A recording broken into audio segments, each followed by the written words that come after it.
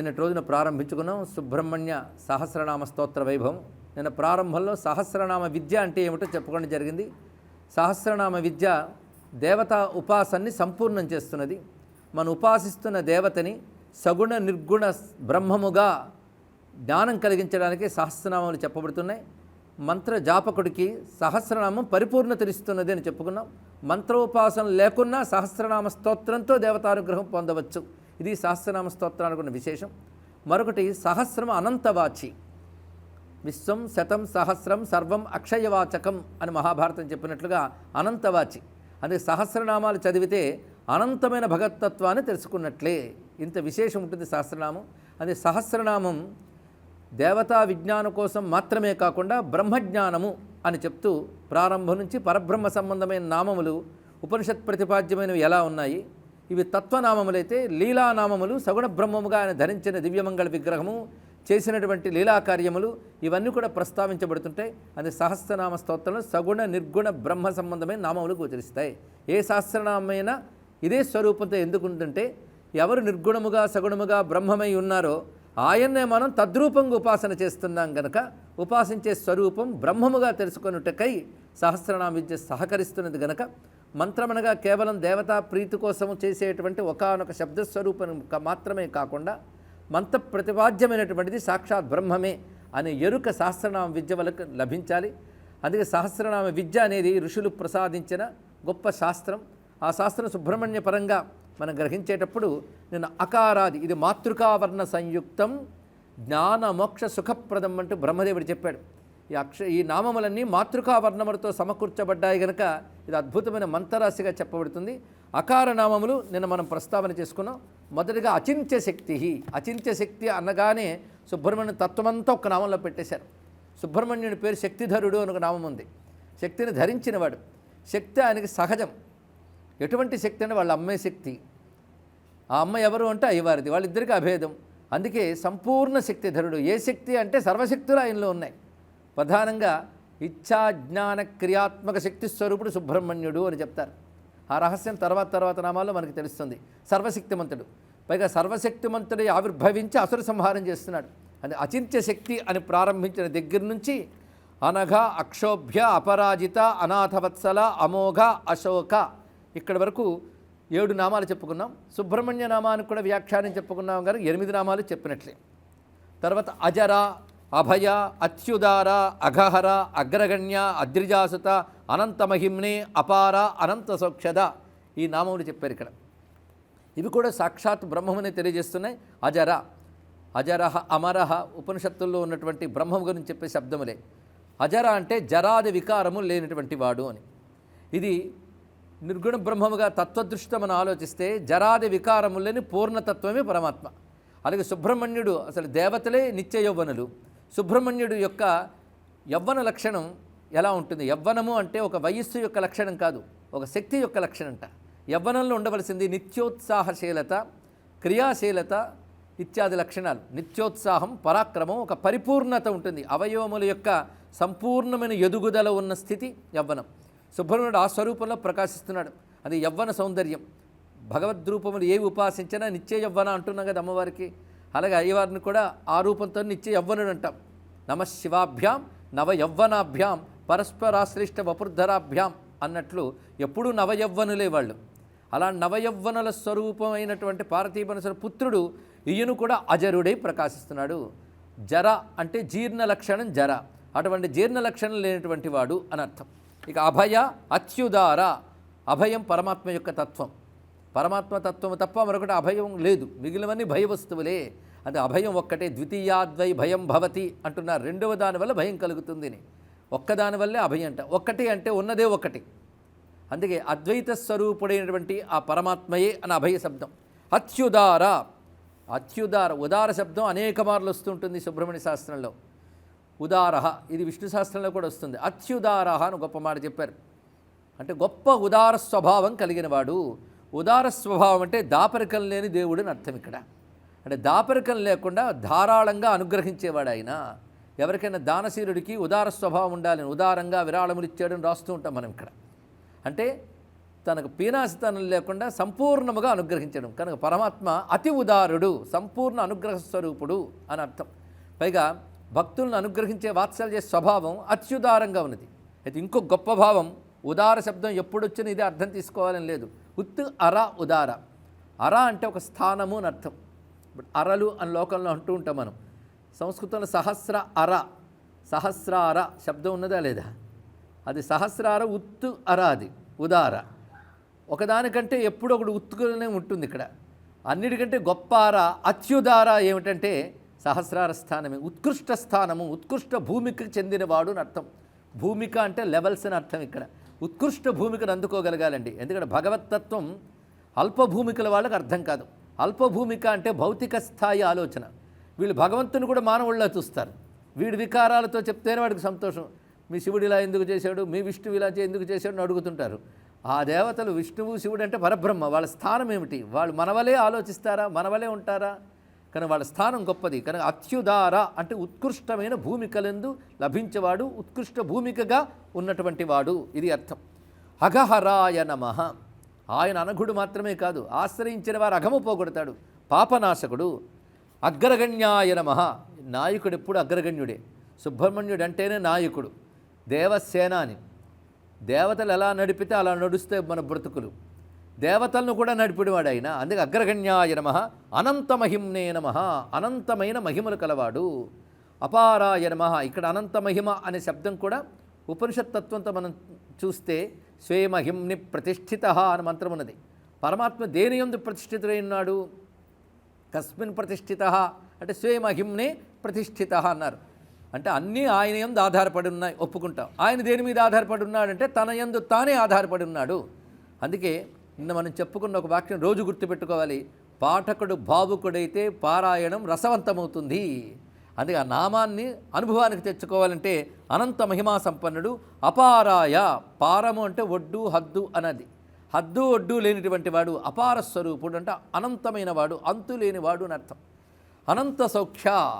అనంత సౌఖ్యము ఎప్పుడైనా ఉందండి లోకంలో?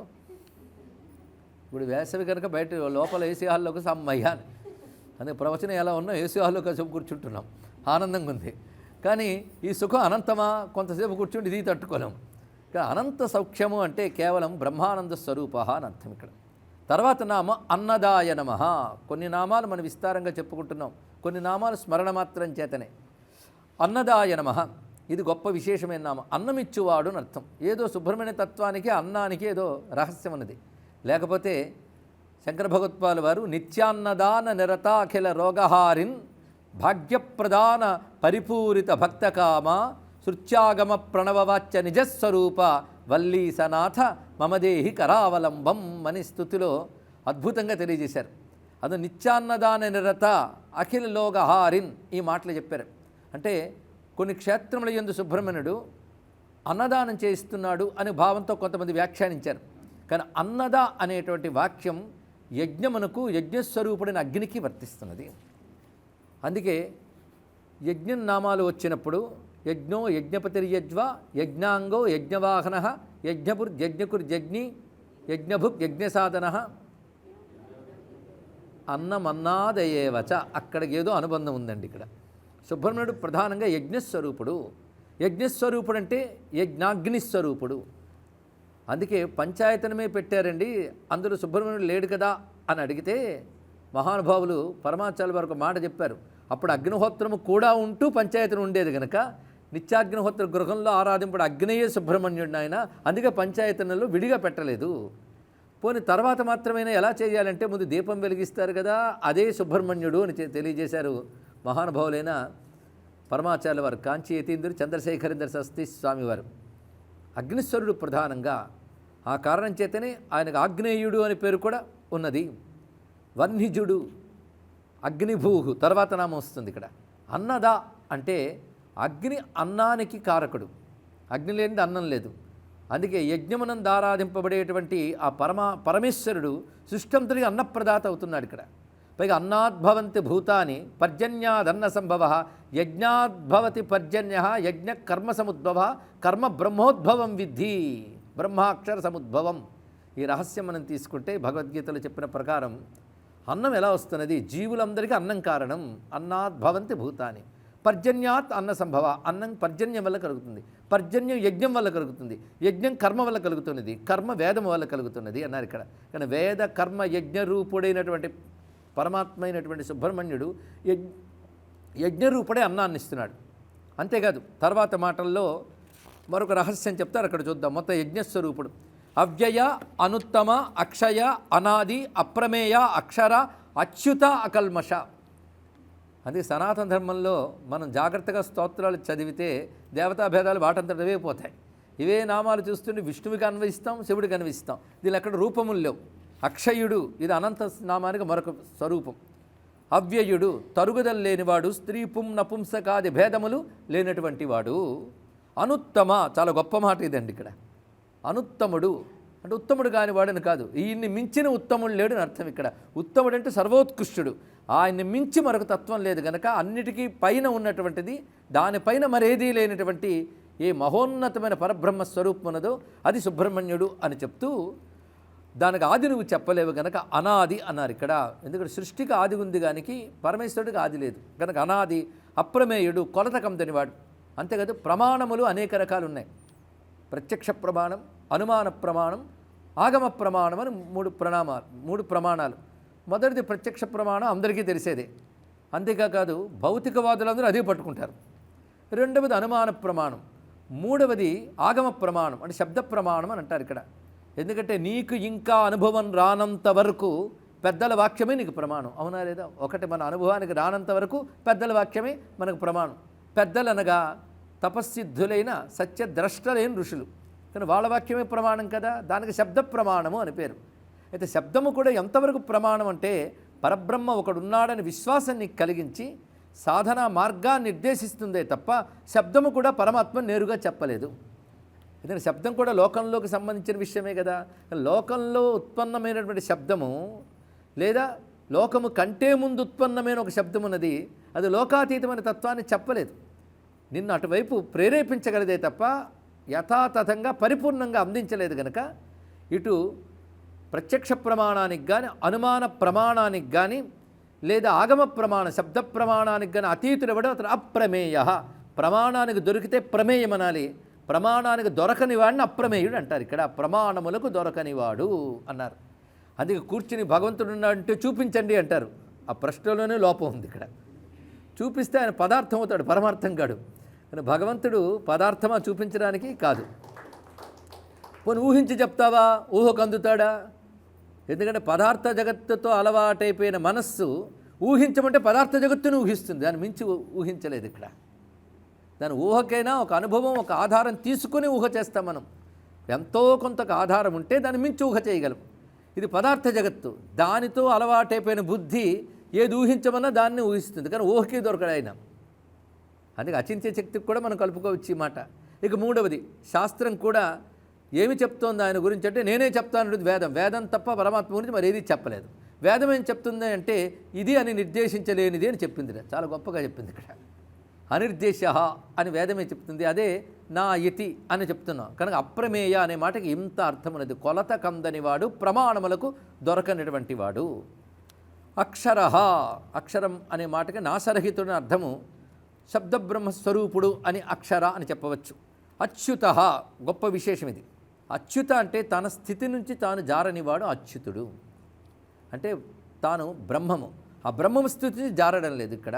అందుకే కొందరు యోగులకు కూడా అచ్యుత అనవచ్చు, ఎందుకంటే వాళ్ళ బ్రాహ్మీభూత స్థితి నుంచి ఎప్పుడూ జారరు, అందుకే వాళ్ళని అచ్యుతులు అనొచ్చు. కానీ పరమాత్మే నిజమైన అచ్యుతుడు.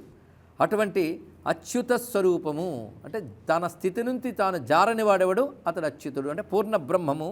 అకల్మషాయ నమః, మాయామాలిన్యము లేనివాడు. ఒకటే మాట చెప్పుకుంటే చాలు. కానీ అకల్మషాయ నమః, అభిరామాయ నమః.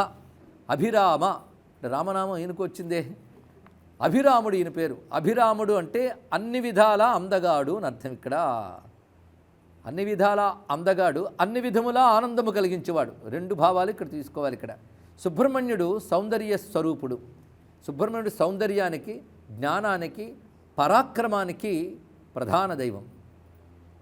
అందుకే స్వామికి సౌందర్య సంబంధమైన నామములు చాలా చాలా ఉన్నాయి. ఆయనకి 2 పత్నులు ఉన్నారు. ఆ 2 పత్నులు ఎవరో కదా ఆయన యొక్క శక్తులు. ఎవరు వారు? వల్లీ దేవసేన. వాళ్ళ నామాలు వచ్చినప్పుడు వాళ్ళు చూసుకుందాం. వీళ్ళకి ప్రథమతః ఉండే నామములు ఏంటంటే ఒకరు సౌందర్యవల్లి, ఇంకొకరు ఆనందవల్లి. మాట ఎంత బాగుందండి. సౌందర్యవల్లి, ఆనందవల్లి.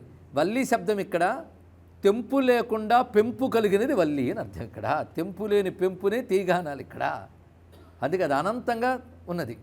అది ఆనందం, సౌందర్యం. గొప్ప మాటలు ఇక్కడ. అంటే స్వామికి ఉన్న రెండు శక్తులు అవి, ఆనందం, సౌందర్యం. అవి ఎక్కడి నుంచో వచ్చి స్వామిని చేపట్టలే, స్వామి యొక్క స్వాభావిక శక్తులు ఇవి. ఆనంద సౌందర్యములే ఆనందవల్లి, సౌందర్యవల్లి. వీళ్ళే తర్వాత తపస్సును ఆచరించి దేవసేనగా, వల్లిగా సుబ్రహ్మణ్యుని చేపట్టారు అని స్కాంద పురాణ సంహితా గ్రంథములు చెప్తున్నటువంటి అంశం ఇక్కడ. కానీ ఆనంద సౌందర్యములు అనే స్వరూపములు గనక సౌందర్య నిధానమైన. అందుకే స్వామి గురించి ఒక మాట అంటూ, ఒకప్పుడు త్యాగరాజ స్వామి వారు స్వామిని ఆలయంలో చూసి దర్శిస్తుంటే ఆయన దర్శనం ఇచ్చట. ఇవ్వగానే మురిసిపోయి ఒక మాట అంటున్నాడు, నీ వంటి దైవమును షడానన నేనెందు కాననురా అన్నారు. నీ ఇలాంటి దైవాన్ని ఎక్కడా చూడలేదయ్యా అన్నాడు. అంటూ సుబ్రహ్మణ్యునిపై విస్తారమైన కీర్తన రచించారు త్యాగయ్య. అందులో ఒక మాట అంటారు, మారకోటులందుగల శృంగారము ఇందుముఖ నీ కొనగోరును బోలునే అంటాడు. ఇక్కడ కోట్ల కొలది మన్మథులు ఒక దగ్గరకు వచ్చినా వాళ్ళ అందమంతా రాసిపోసినా నీ కాలి కొనగొట్టుకు కూడా సరిపోరయ్యేవాళ్ళు అని చెప్పాడు. అటువంటి అందగాడవునువని. మరొక సంస్కృతి కీర్తనలు అంటారు, వరసిఖి వాహన వారిజలోచన కురుషం తనుజిత కుసుమ శరాయుత అన్నారు. ఇక్కడ త్యాగయ్య సంస్కృతులను రచించిన కీర్తన ఇది. కురుషం, మాకు శం అనగా శాంతిని, శుభాన్ని కలిగించవయ్యా. తనుజిత కుసుమ శరాయుత, కుసుమశరుని మన్మథుడు, 10,000 మన్మథుల యొక్క సౌందర్యాన్ని కూడా ధిక్కరించగలిగే సుబ్రహ్మణ్య మాకు శుభం కలిగించు అంటూ శరజ భవాంబుద వాహనాది సురనుతపాద సుగుణ కుమార తారక శూర పద్మాసుర తూల దహన భూధర సుతానందన ధీర శ్రీ రఘువర భాగినేయ ఆప్తమందార గుణాకర త్యాగరాజ అర్చిత.